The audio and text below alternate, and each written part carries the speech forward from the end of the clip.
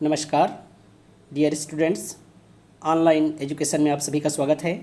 मैं अजय कुमार पटेल, सहायक प्राध्यापक गृह विज्ञान, शासकीय इंद्रू केवट कन्या महाविद्यालय कांकेर। आज हम डिस्कस करेंगे ब्लड सर्कुलेटरी सिस्टम के बारे में। फर्स्ट पार्ट में हमने देखा था RBC, WBC, platelets, plasma proteins और हीमोग्लोबिन्स के बारे में। आज हम देखेंगे blood groups, blood clottings, blood investigations, anaemia, heart rate और ब्लड प्रेशर के बारे में, जो कि BA first year, BSc second year, बीएचएससी फर्स्ट ईयर का पेपर फर्स्ट है। साथ ही specially MSc food and nutrition unit 4 का पेपर फर्स्ट। सर्वप्रथम हम देखते हैं कि ब्लड ग्रुप होता क्या है। प्रत्येक इंसानों में अलग अलग ब्लड ग्रुप पाया जाता है, जो कि एक विशेष प्रकार की प्रोटीन की उपस्थिति और अनुपस्थिति की वजह से होता है, जिसको स्पेशली हम एंटीजन और एंटीबॉडीज़ के रूप में जानते हैं। अब हम देखते हैं कि एंटीजन होता क्या है। एक प्रकार का फॉरेन सब्सटेंसेस होता है, वो ट्रिगर करता है एंटीबॉडी प्रोडक्शन के लिए। तो एंटीबॉडी क्या होता है? एक प्रकार का सब्सटेंसेस जो प्रोड्यूस होता है वो एंटीजन के रिस्पॉन्स में। अब हम देखते हैं कि इंसानों में ब्लड ग्रुप और आरएच फैक्टर का पता ऑस्ट्रिया के वैज्ञानिक कार्ल लैंडस्टेन लगाया था। कार्ल लैंडस्टेनर को रक्त समूह का जनक माना जाता है। लैंडस्टेनर ने 1901 में अलग अलग ग्रुप की खोज की थी।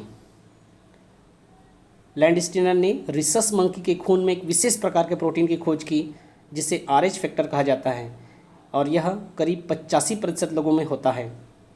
आरएच फैक्टर आरबीसी की सतह पर पाए जाने वाला एक प्रोटीन है, और यदि आपके रक्त में यह प्रोटीन है तो आप आरएच पॉजिटिव हैं, और यदि रक्त में यह प्रोटीन नहीं है तो आप आरएच निगेटिव हैं।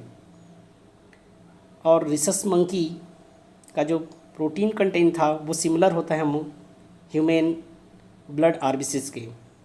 अब हम देखते हैं कि जो एबीओ सिस्टम ब्लड ग्रुप है, जो 4 प्रकार का ब्लड ग्रुप होता है, उसमें क्या क्या पाया जाता है। सर्वप्रथम ब्लड ग्रुप ए में देखते हैं। इसमें ए एंटीजन पाया जाता है और बी एंटीबॉडी पाई जाती है।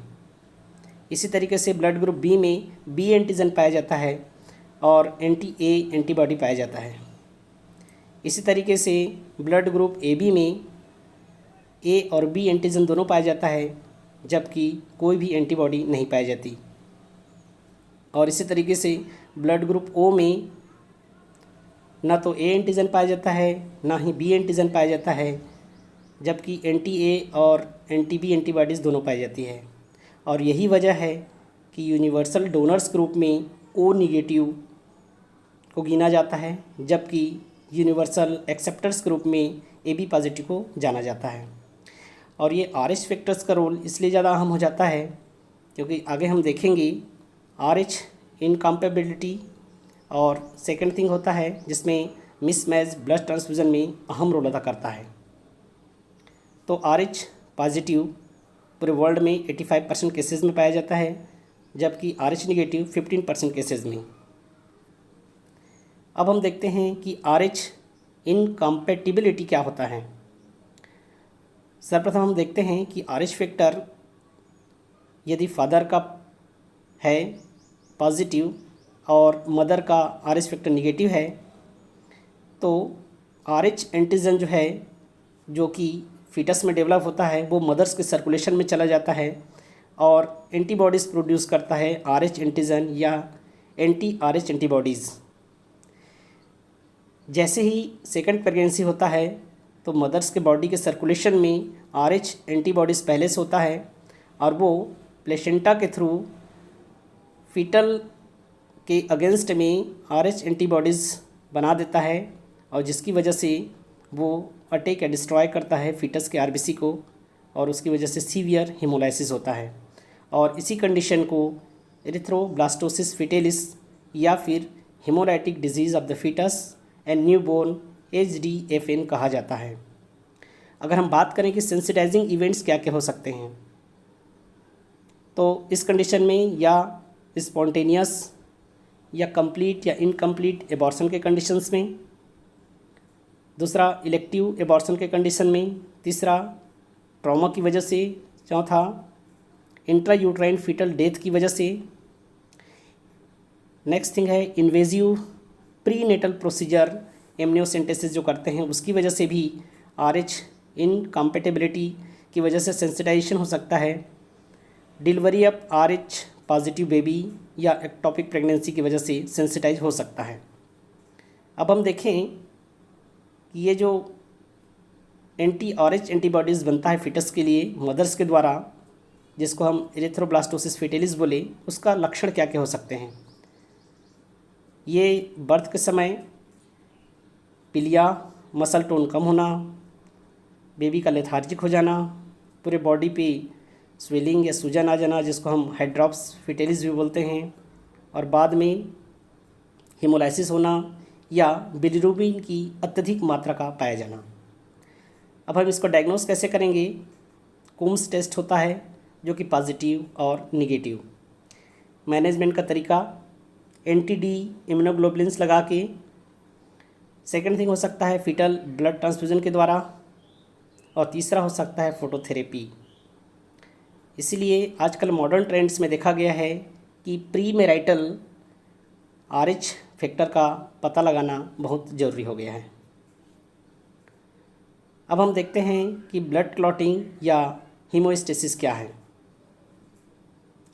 हीमोस्टेसिस इंश्योर करता है कोगुलेशन को, जो कि एक सॉलिड जेल की तरह होता है और जहाँ पर चोट लगी रहती है, इंजरी होती है, वहाँ पे एक जाल का नेटवर्क बना लेता है और कोगुलेट कर देता है। या दूसरे शब्दों में कहें कि रक्त का थक्का जमना ये एक प्रकार का हीमोस्टेसिस या क्लॉटिंग है, और यह एक फिजियोलॉजिकल बैलेंस प्रोसेस है जो कि 4 भाग में हम इसको डिवाइड कर सकते हैं। सबसे पहला होता है जब भी हमारे शरीर में इंजरी या चोट लगता है तो सबसे पहले वेसल्स का कंस्ट्रक्शन होता है। कंस्ट्रक्शन होने की वजह से खून का निकलना कम हो जाता है, और धीरे धीरे कंस्ट्रिक्शन की वजह से अंदर क्लॉटिंग फैक्टर्स इकट्ठा होने लग जाते हैं, और ये जो प्लेटलेट्स है वो टिश्यू फैक्टर या कोगुलेशन फैक्टर थर्ड, जिसको हम थ्रोम्बोप्लास्टिन या थ्रोम्बोकाइनेज कहते हैं, वो रिलीज़ करता है, जो कि कैल्शियम आयन और विटामिन के से बहुत जल्दी एक्टिवेट होता है। और ये थ्रोम्बोकाइनेज जो इनएक्टिव फॉर्म रहता है हमारे शरीर में प्रोथ्रोम्बिन, उसको एक्टिव करता है थ्रोम्बिन फॉर्म में। और ये जो थ्रोम्बिन है वो नेक्स्ट थिंग कोगुलेशन का प्रोसेस को स्टार्ट करता है, और जो कि फाइब्रिनोजन रहता है सोल्यूबल फॉर्म में, उसको चेंज करता है फाइब्रिन इनसोल्यूबल फॉर्म में, और एक तरह से एक जाल का नेटवर्क बना लेता है, और हमारा इंजर्ड पार्ट है वो ब्लड निकलना बंद हो जाता है। इसके लिए 12 क्लॉटिंग फैक्टर्स हमारे शरीर में पाए जाते हैं, जो कि फाइब्रिनोजन फैक्टर नंबर 1 से लेके फाइब्रिन स्टेबलाइजिंग फैक्टर 12 तक होता है। कुछ हीमोस्टेसिस डिसऑर्डर्स भी पाए जाते हैं जिसको हम देख सकते हैं।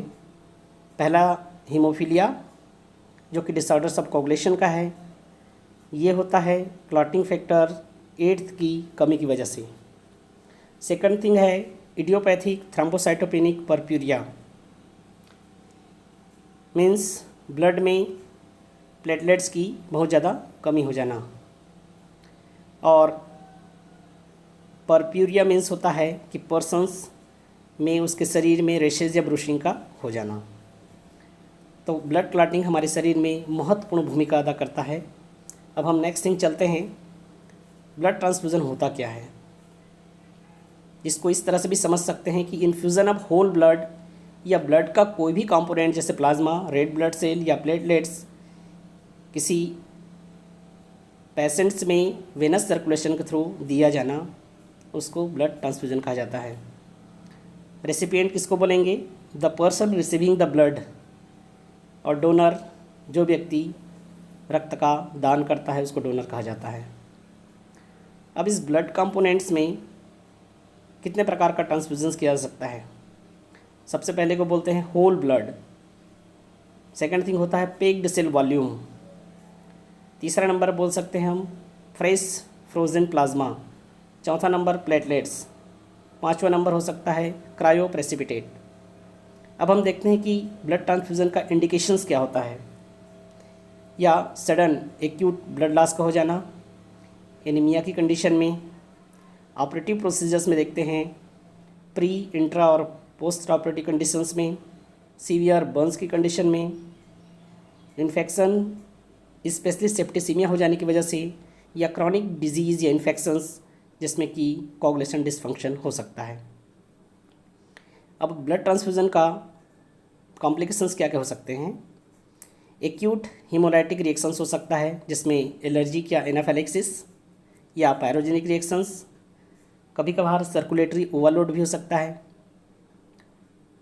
इसमें पोटेशियम और कैल्शियम की कमी या अधिकता भी हो सकती है। हीमेटोमा डेवलप हो सकता है, थ्रोम्बोफ्लेबाइटिस हो सकता है और कभी कभार पल्मोनरी एम्बोलिज्म तक हो सकता है। अब हम देखते हैं कि एक ब्लड ट्रांसफ्यूज़न के प्रोसेस में डोनर का क्या क्राइटेरिया होना चाहिए। उसका एज होना चाहिए 18 से 60 साल, वज़न होना चाहिए लगभग 45 से अधिक, और अगर 45 केजी से ज़्यादा है तो हम 350 ml ब्लड देते हैं, और अगर 60 केजी से ज़्यादा है तो 450 ml ब्लड एक बार में ले सकते हैं। HB लेवल 12 ग्राम से ज़्यादा होना चाहिए, वाइटल साइंस सब नॉर्मल होना चाहिए और किसी भी प्रकार के इन्फेक्शंस डिजीज़ से दूर होना चाहिए, और उसका जनरल कंडीशन फेयर होना चाहिए, गुड हेल्थ होना चाहिए। अब हम देखते हैं कि ब्लड सेल इंडिसेस क्या होता है। किसी भी प्रकार की बीमारी का पता लगाने के लिए हम ब्लड की जांच क्यों कराते हैं। तो हम देखते हैं कि डायग्नोसिस ऑफ इन्फेक्शंस या एनीमिया की कंडीशंस में 2-3 चीज़ों का मेजरमेंट जरूरी है, जिसमें सबसे पहले देखते हैं हम रेड ब्लड सेल काउंट या हिमेटोक्रिट या हीमोग्लोबिन, जो कि एक डिराइव्ड फॉर्म बनाता है मीन कार्पस्कुलर वॉल्यूम, और दूसरा बनाता है मीन कार्पस्कुलर हीमोग्लोबिन कंसंट्रेशन। अब ये दोनों होते क्या है उसको हम देख लेते हैं। सबसे पहले हम देखते हैं कि आरबीसीज़ में नॉर्मल अमाउंट ऑफ हीमोग्लोबिन रहता है, जिसको हम बोल सकते हैं कि मीन कार्पस्कुलर हीमोग्लोबिन कंसंट्रेशन या MCHC, और जिसको कहा जाता है कि नॉर्मोक्रोमिक, जैसा कि चित्र के माध्यम से आप देख सकते हैं।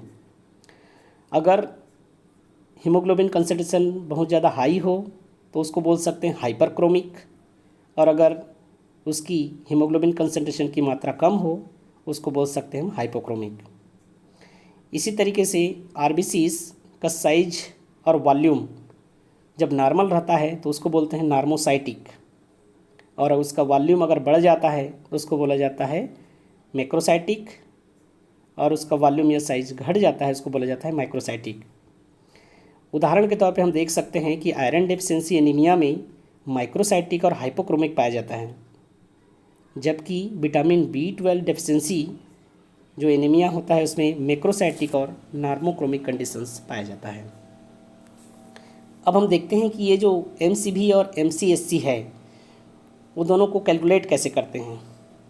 तो MCV मीन कार्पस्कुलर वॉल्यूम को फेम्टोलीटर्स में हम एक्सप्रेस करते हैं, जिसका फार्मूला होता है MCV बराबर हिमेटोक्रिट का percentage into 10 multiply by RBC count.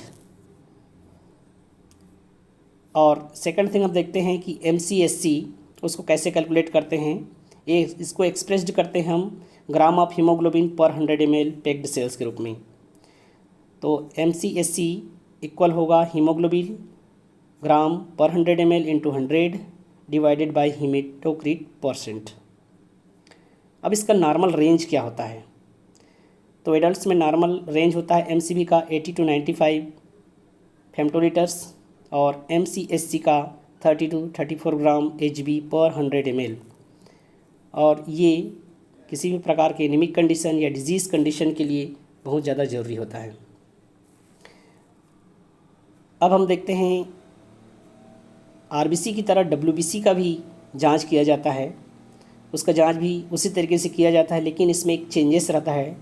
उस चेंजेस में होता है कि क्योंकि इसमें डाइल्यूशन फैक्टर्स मिलाते हैं 1:20 में, और ये डाइल्वेंट फूड होता है, फ्लूइड्स एक प्रकार का डाइल्वेंट एजेंट काम करता है, जैसे ग्लेशियल एसिटिक एसिड, और ये ग्लेशियल एसिटिक एसिड RBC को डिस्ट्रॉय करता है, जिसकी वजह से हम अच्छी तरीके से WBC की पहचान कर पाते हैं।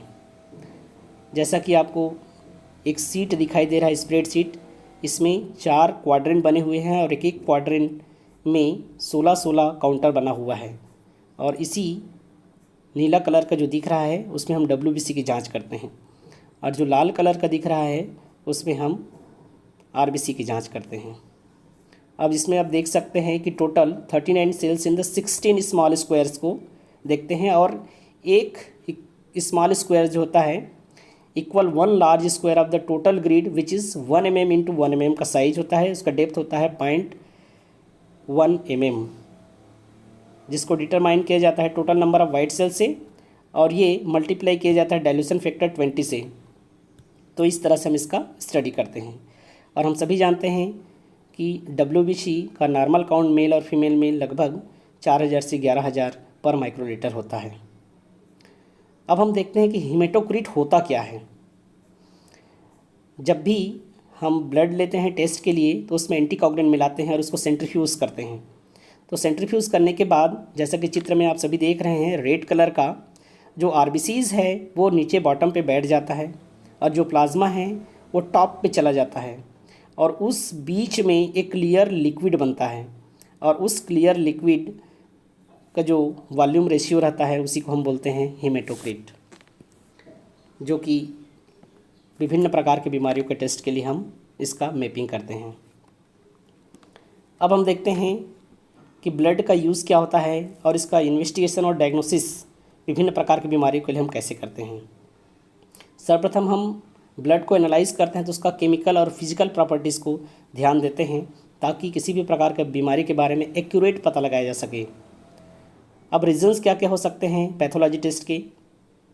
सबसे पहले है बीमारी का इलाज करने के लिए, दूसरा डिजीज़ प्रोग्रेशन का मॉनिटर करने के लिए, तीसरा प्रिवेंटिंग डिजीज़ को रोकने के लिए, चौथा डिटरमाइन करते हैं फ्यूचर रिस्क ऑफ डिजीज़।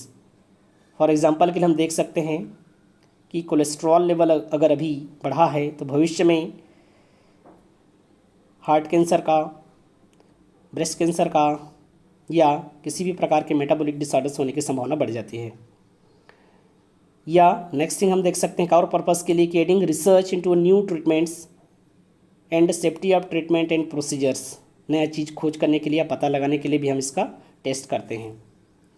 अब ब्लड टेस्ट में कौन कौन से टेस्ट करते हैं और उसका टेस्ट का रीज़न क्या होता है, वैल्यू क्या होता है, इसको हम देख लेते हैं शॉर्ट में। सबसे पहले हम करते हैं कंप्लीट ब्लड टेस्ट, जिसमें RBC, WBC और प्लेटलेट्स का करते हैं। साथ ही WBC में जो डिफरेंशियल ल्यूकोसाइट काउंट होता है, 5 प्रकार के ग्रेनुलोसाइट्स और एग्रेनुलोसाइट सेल्स आते हैं, उसका हम स्टडी करते हैं और काउंट करते हैं। इसका पता लगाने का मुख्य उद्देश्य होता है कि इम्पॉर्टेंट इन्फॉर्मेशन मिलता है हमको किसी भी बीमारी का ओरिजिन और इटियोलॉजी के बारे में। दूसरा, कम्युनिकेबल और नॉन कम्युनिकेबल डिजीज़ को हम पहचान सकते हैं। तीसरा, किसी भी प्रकार के सर्टेन कैंसर्स की जो शुरुआत होती है उसको भी हम जान सकते हैं, या मॉनिटर कर सकते हैं ब्लड लॉस कितना हुआ है, या रेंज ऑफ इलनेस, इन्फेक्शन और डिजीज़ के बारे में हम कंप्लीट रूप से पता कर सकते हैं। दूसरा होता है ब्लड केमिस्ट्री टेस्ट, जिसमें होता है सीरम इलेक्ट्रोलाइट्स, ग्लूकोज और इलेक्ट्रोलाइट्स में स्पेशली सोडियम, पोटेशियम और कैल्शियम, जो पता लगाता है इमरजेंसी स्ट्रोक कंडीशंस का, पता लगाता है लीवर और किडनी फंक्शन टेस्ट का, और थर्ड थिंग हम डायग्नोस करते हैं नॉन कम्युनिकेबल डिजीज़ का। नेक्स्ट थिंग होता है कोagulation टेस्ट, जिसको हम बोलते हैं clotting time, bleeding time, prothrombin time, जिसका विशेष महत्व होता है कि ब्लीडिंग और क्लॉटिंग डिसऑर्डर्स में हम इसका महत्व समझ सकते हैं। एंटीकोagulation को मॉनिटर कर सकते हैं, और ख़ास करके किसी भी प्रकार का जो डोजिंग देते हैं मेडिसिन्स का, तो जैसे कि वारफेरिन, तो उसको मॉनिटर करने के लिए हम इस तरह के कोagulation टेस्ट का यूज़ करते हैं। नेक्स्ट थिंग होता है ब्लड लिपिड टेस्ट, जैसे कोलेस्ट्रॉल, टोटल लिपिड्स, HDL या LDL, जो कि एक प्रकार का गुड या बैड कोलेस्ट्रॉल कह सकते हैं हम उसको, जो हार्ट डिजीज़ और स्ट्रोक में देखने या पढ़ने को मिलता है, जिसके बारे में हम जान सकते हैं। लास्ट कंडीशन में कुछ ब्लड टेस्ट भी और कराते हैं जो कि स्पेसिफिक होता है, जैसे antibody test, blood culture, creatinine test, haemoglobin, electrolytes, serological test जिसमें VDRL, हेपेटाइटिस, HIV और टॉक्सिकोलॉजिकल स्क्रीन करते हैं। अब हम देखते हैं बहुत ही महत्वपूर्ण टॉपिक जो हमारे भारत देश में खास करके किशोरी बालिका और गर्भवती महिलाओं में पाया जाता है, वो है एनीमिया। शॉर्ट में देखें तो एनीमिया रेड ब्लड सेल्स की डेफिशिएंसी की वजह से या रैपिड ब्लड लॉस की वजह से या RBC का स्लो प्रोडक्शन होता है हमारे बॉडी में, उसकी वजह से होता है। इसका कॉमन कॉज देख सकते हैं और टाइप देख सकते हैं। तो सबसे पहले टाइप्स देखते हैं। पहला नंबर है हेमरोजिक या ब्लड लॉस एनीमिया, जो कि क्रॉनिक ब्लड लॉस की वजह से हो सकता है, या हमारा बॉडी इनफ आयरन को एब्जॉर्ब नहीं कर पाता, या RBCs with two little HB, बहुत कम HB उस RBC में पाया जाता है। Second thing aplastic anaemia, bone marrow हमारा फंक्शन करना बहुत कम कर देता है, चाहे वो एक्सरे या रेडिएशन ट्रीटमेंट की वजह से हो, चाहे केमिकल्स की वजह से हो, चाहे कुछ सेंसिटिव ड्रग्स की वजह से हो, चाहे न्यूक्लियर एक्सपोजर की वजह से हो। नेक्स्ट थिंग देखते हैं आयरन डेफिशिएंसी एनीमिया। ये होता है इनएडिक्वेट डाइटरी इनटेक की वजह से आयरन या उसका इंटेस्टाइनल एब्जॉर्प्शन कम हो जाता है बॉडी पे, या एबनॉर्मल आयरन या ब्लड लॉस हो जाता है अचानक, और ये RBC इसमें इंडिकेट्स करता है आयरन डेफिशिएंसी में हाइपोक्रोमिक और माइक्रोसाइटिक। अब हम देखते हैं मेगालोब्लास्टिक एनीमिया। मेगालोब्लास्टिक एनीमिया का मेन कारण होता है लेस अवेलेबिलिटी या विटामिन B12, फोलिक एसिड और intrinsic factors of stomach mucosa का अवेलेबल होना कम हो जाना। सेकेंड थिंग, इसमें सेल्स का साइज जो है वो बड़ा हो जाता है, ग्रो हो जाता है या ऑड सेपरेट हो जाता है, इसीलिए इसको मेगालोब्लास्टिक बोलते हैं। लास्ट थिंग हम देखते हैं हीमोराइटिक एनीमिया। इसमें हीमोराइटिक में सेल्स जो है फ्रेजाइल हो जाता है, रप्चर हो जाता है बहुत से रीज़न से, कभी कभी हेरिडिटरी की वजह से भी होता है, या स्पोरोसाइटोसिस की वजह से, या सिकल सेल एनीमिया जिसमें RBC का साइज सिकल का हो जाता है, और RH इनकम्पैटिबिलिटी में भी इस तरह की हेमोलाइटिक एनीमिया या हीमोलाइसिस देखने को मिलता है। एनीमिया का लक्षण क्या होते हैं, साइन सिम्टम्स क्या हो सकते हैं? तो पेलनेस हो सकता है कंजक्टाइवा पे, टंग पे, शाफ्ट पैलेट पे, स्किन पे, थकान महसूस हो सकती है, शॉर्टनेस ऑफ ब्रीथ या हल्का सा हेडेक होना, चक्कर आना, हार्ट बीट का बढ़ जाना, हीमोग्लोबिन लेवल 9 ग्राम % से कम हो जाना, और अत्यधिक खून की कमी होने की वजह से हमारे उंगलियों के जो नाखून है वो चम्मच से, जिसको हम कोयली निकिया भी बोलते हैं। एनीमिया को प्रिवेंट कैसे कर सकते हैं? सबसे पहले तो ट्रीट द कॉज, और सेकेंड थिंग डिजीज़ प्रिवेंशन के बारे में हम पहले सोचेंगे। नेक्स्ट थिंग, अगर कॉज का पता चला गया तो सप्लीमेंटेशन देंगे, फूड फोर्टिफिकेशन के बारे में, डाइटरी डाइवर्सिफिकेशन के बारे में देखेंगे अलग अलग, फिर एजुकेशन या बिहेवियर चेंज, कम्युनिकेशन, ताकि उसके कारण का पता लगाने के बाद उसको चेंज किया जा सके। नेक्स्ट हम देखते हैं हेल्थ केयर, लोगों की प्रॉपर सुरक्षा और केयर की जिम्मेदारी रहने से एनीमिया को हम दूर कर सकते हैं। नेक्स्ट थिंग हम देखते हैं सर्कुलेटरी सिस्टम या कार्डियोवास्कुलर सिस्टम, हार्ट के बारे में स्टडी करेंगे स्पेशली। अब हम देखते हैं कि सर्कुलेटरी सिस्टम होता क्या है, कि एक प्रकार का ऑर्गन सिस्टम होता है, ये परमिट्स करता है ब्लड को सर्कुलेट करने के लिए और ट्रांसपोर्ट करता है न्यूट्रिएंट्स को, जैसे amino acid, electrolytes, oxygen, carbon dioxide, hormones और मेटाबॉलिक जो प्रोडक्ट्स होते हैं उसको भी सर्कुलेट करके शरीर से बाहर करता है, और ऑक्सीजन और आवश्यक न्यूट्रिएंट्स को शरीर के प्रत्येक सेल्स तक पहुंचाने का काम करता है, नरिशमेंट भी देता है। इस सर्कुलेटरी सिस्टम में 5 अंग शामिल होते हैं, जिसमें हमारा सबसे पहला है हार्ट, दूसरा आर्टरीज, तीसरा वेंस, चौथा ब्लड और पांचवा लंग्स। अब सबसे पहले हम देखते हैं कि हार्ट होता क्या है। एक कोनिकल शेप्ड हॉलो स्ट्रक्चर होता है जो कि मस्कुलर ऑर्गन्स है, और ये मिडिल मीडियास्टाइनम में सिचुएटेड रहता है, जो कि एक पेरिकार्डियम में इनक्लोज रहता है उस फ्लूइड में, और इसका 1/3 भाग हमारे शरीर की जब मिडिल हम बनाते हैं मीडियन प्लेन, तो 1/3 भाग राइट साइड पे और 2/3 भाग लेफ्ट साइड पे होता है। वर्टिब्रल कॉलम के पोजीशन के सीध में देखें तो T5 से लेके T8 तक सिचुएट रहता है। अगर हम इसकी लंबाई की बात करें तो लगभग 12 सेंटीमीटर, चौड़ाई की बात करें तो 8 सेंटीमीटर और थिकनेस की बात करें तो 6 सेंटीमीटर होता है। वज़न मेल्स और फीमेल्स में हल्का सा डिफरेंस रहता है, मेल में 300 ग्राम और फीमेल्स में 250 ग्राम्स। इसमें 4 चेम्बर्स होते हैं, राइट एंड लेफ्ट एट्रियम और राइट एंड लेफ्ट वेंट्रिकल्स। अब सर्वप्रथम देखते हैं कि आर्टरी क्या होता है। ये शुद्ध रक्त को ले जाता है और हमारे हार्ट से ले जाके प्रत्येक सेल्स तक पहुंचाने का काम करता है। अब हम देख सकते हैं इसका करेक्टर्स में, ये प्योर ब्लड को ले जाता है, ऑक्सीजनेटेड ब्लड रहता है, रेड कलर्स की रहती है, थिक वॉल्ड रहता है, मस्कुलर, स्मूथ और नेरो ल्यूमेन होते हैं, साथ इसमें कोई वॉल्व नहीं पाया जाता और डीपली सिचुएटेड रहता है हमारे शरीर में। वेंस की बात करें तो ये हमारे शरीर के दूरस्थ भागों से हार्ट तक ब्लड को लाने का काम करता है, जिसमें impure blood means deoxygenated blood होता है, ब्लू कलर्स रहता है Hb की कमी की वजह से, और थिन वॉल्ड रहता है या कोलेप्सिबल रहता है और वाइड ल्यूमेन रहता है, साथ इसमें वॉल पाया जाता है और इसका सिचुएशन सुपरफिशियल्स रहते हैं। अब हम देखते हैं कि कैपिलरीज होता क्या है।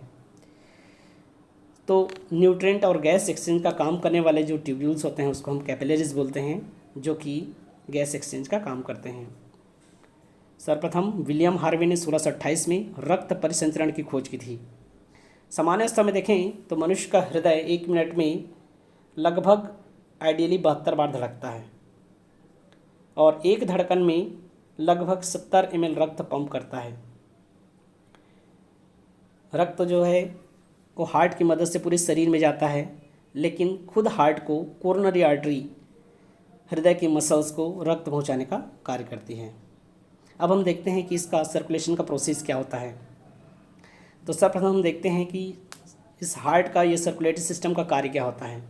सबसे पहला ट्रांसपोर्ट करने का कार्य करता है न्यूट्रिएंट, ऑक्सीजन और हार्मोन्स को, क्योंकि हार्मोन्स भी एक डक्टलेस होते हैं जो कि ब्लड के माध्यम से जाता है। सेकेंड, प्रोटेक्शन देता है बॉडी को विभिन्न प्रकार के इम्यून सिस्टम या मैकेनिज्म की वजह से। नेक्स्ट थिंग, रेगुलेशन करने का काम करता है बॉडी टेम्परेचर को, हमारे शरीर के पीएच को और वाटर कंटेंट हमारे बॉडी के। अब हम देखते हैं कि सर्कुलेशन कैसे स्टार्ट होता है। हमारे शरीर के निचले लेवल के जितने प्रकार का वेंस है वहाँ से ब्लड आता है सुपीरियर वेना केवा के थ्रू और ये जाता है राइट एट्रियम में, और इस राइट एट्रियम में ट्राइकस्पिड वाल्व को क्रॉस करके राइट वेंट्रिकल में एंटर करता है।